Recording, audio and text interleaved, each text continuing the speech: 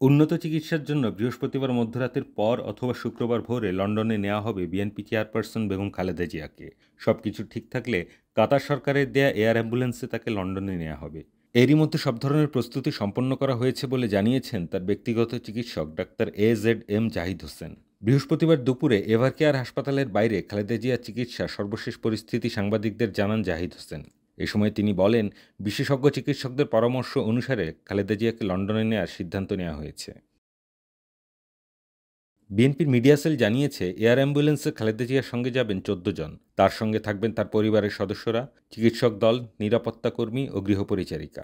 তালিকা অনুসারে খালেদা জিয়ার সঙ্গে যাবেন তার পুত্রবধূ সৈয়দা শর্মিলা রহমান। খালেদা জিয়ার চিকিৎসক ডাক্তার AZM জাহিদ হোসেন আছেন সফরসঙ্গীর তালিকায়। আছেন বিএনপি চেয়ারপারসন উপদেষ্টা ডাক্তার মোহাম্মদ আনামুল হক চৌধুরীও।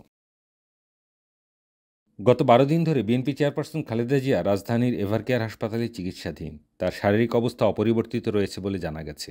এদিকে বৃহস্পতিবার বিএনপির ভারপ্রাপ্ত চেয়ারম্যান তারেক রহমানের উপদেষ্টা মাহদি আমিন ফেসবুকে এক পোস্টে জানিয়েছেন, সঙ্গে থেকে খালেদা জিয়াকে লন্ডনে নিয়ে যেতে তারেক রহমানের স্ত্রী জোবাইদা রহমান শুক্রবার সকালে ঢাকায় পৌঁছানোর চেষ্টা করবেন।